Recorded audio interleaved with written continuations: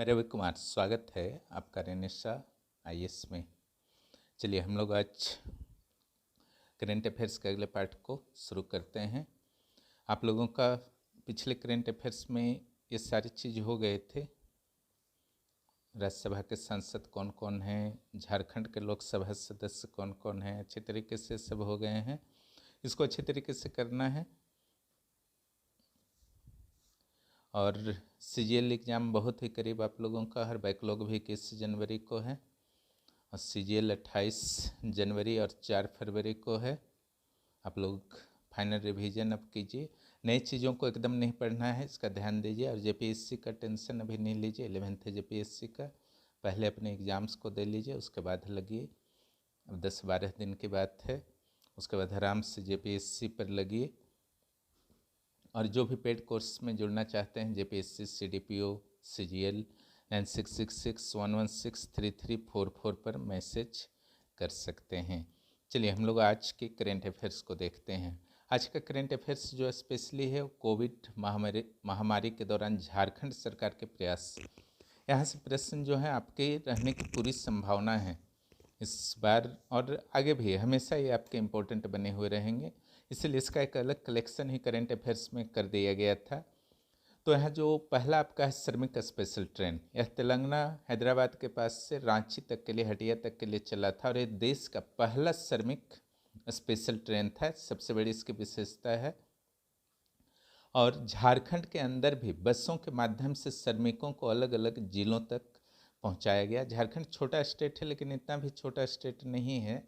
अलग अलग डिस्ट्रिक्ट्स में भी झारखंड के बहुत सारे मजदूर श्रमिक फंसे हुए थे, उसके लिए भी सरकार के द्वारा व्यवस्था की गई बसों के माध्यम से। डिस्ट्रिक्ट प्रशासन इसके लिए हमेशा अलर्ट मोड में रहा पूरे कोरोना काल में, और आवश्यकता पड़ने पर झारखंड सरकार ने एयरक्राफ्ट तक का भी यूज किया झारखंड के श्रमिकों को लाने के लिए। जैसे अंडमान और निकोबार से लाने के लिए एयरक्राफ्ट का यूज किया गया था। कुल 5.3 लाख झारखंडी श्रमिकों को झारखंड वापस उस दौरान झारखंड सरकार के द्वारा लाया गया था। हेमंत सोरेन की काफ़ी प्रशंसा भी हुई थी, उस समय भी यही मुख्यमंत्री थे कोरोना काल में मैनेजमेंट के लिए। और इसके अलावा झारखंड सरकार ने श्रमिकों को कई तरीके से सहायता भी प्रदान किए थे और उनके लिए कुछ योजनाएं भी शुरू की थी। योजनाओं में अगर हम लोग बात करें तो बिरसा हरित ग्राम योजना, नीलांबर पीतांबर समृद्धि योजना, जल समृद्धि योजना और वीर शहीद पोटो हो खेल योजना को झारखंड सरकार के द्वारा शुरू किया गया था। इन योजनाओं के बारे में हल्की सी जानकारी आपको मैं प्रदान कर देता हूँ। बिरसा हरित नीलांबर पीतांबर योजना हो या वीर शहीद पोटो हो खेल योजना हो या बिरसा हरित ग्राम योजना हो, तीनों योजना को 4 मई 2020 को शुरू किया गया था। हालांकि योजना सेक्शन में यह मिल जाएगा, फिर भी हल्की चर्चा यहाँ पर कर देना उचित रहेगा। जिससे आपका नीलांबर पीतांबर योजना है तो ये 4000 के आसपास पंचायतों में शुरू किया गया था नीलांबर पीतांबर योजना। और जल संरक्षण के लिए यह योजना स्पेशली शुरू किया गया था। इसके बाद बिरसा हरित ग्राम योजना जो है आपका स्पेशली, इसमें 50,000 रुपये तक के आय को टारगेट किया गया था। चूँकि आय उस समय बहुत ही एक बड़ी समस्या थी, सारे के आय के साधन रुक गए थे, इसलिए वृक्ष वगैरह लगाने का निर्देश दिया गया सरकार के द्वारा। और कुल 5 करोड़ पौधरोपण का लक्ष्य रखा गया और इसे मनरेगा से भी जोड़ दिया गया। क्लियर? बिरसा हरित ग्राम योजना को मनरेगा से भी जोड़ दिया गया। प्राथमिकता किनको दी गई?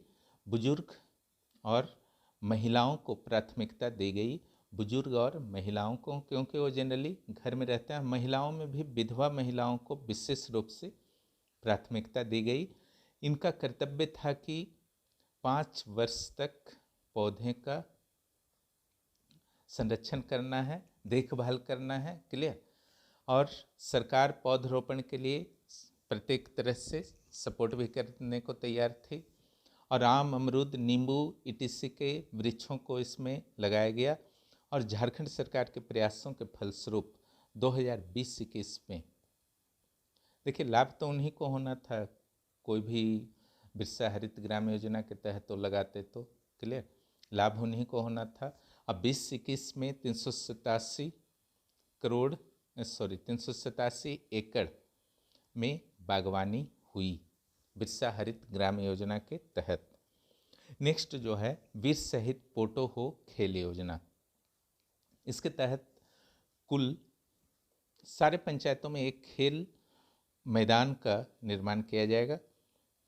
चूँकि झारखंड में खिलाड़ियों में प्रतिभा काफ़ी है, प्रतिभा तो बहुत है, लेकिन इनको उचित ट्रेनिंग नहीं मिल पाता है, इंफ्रास्ट्रक्चर इनके लिए नहीं है, इसलिए पोटो हो वीर शहीद पोटो हो खेल विकास योजना शुरू की गई।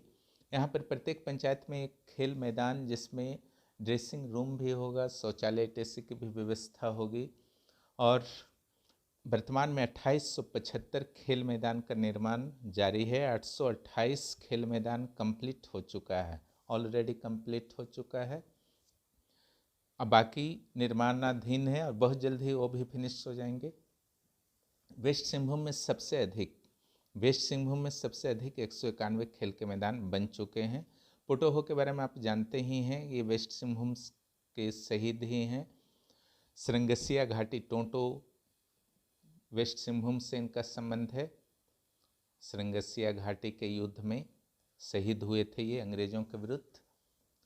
और इसके अलावा जो सहायता राशि वगैरह दी गई थी कोरोना काल में झारखंड सरकार के द्वारा, वह देखिए 1000 रुपया उनको दी गई थी जो झारखंड के अंदर फंसे हुए थे, और 2000 रुपया उनको दी गई थी जो झारखंड के बाहर फंसे हुए थे। और खाद्य सुरक्षा योजना भी चलाई गई हेमंत सोरेन सरकार के द्वारा, जिसमें सीएम दीदी किचन, एक तो आपका सेंट्रल वाला जो था वो चल ही रहा था सेंट्रल खाद्य सुरक्षा योजना, लेकिन राज्य सरकार अपनी ओर से भी प्रयास कर रही थी सीएम दीदी किचन योजना।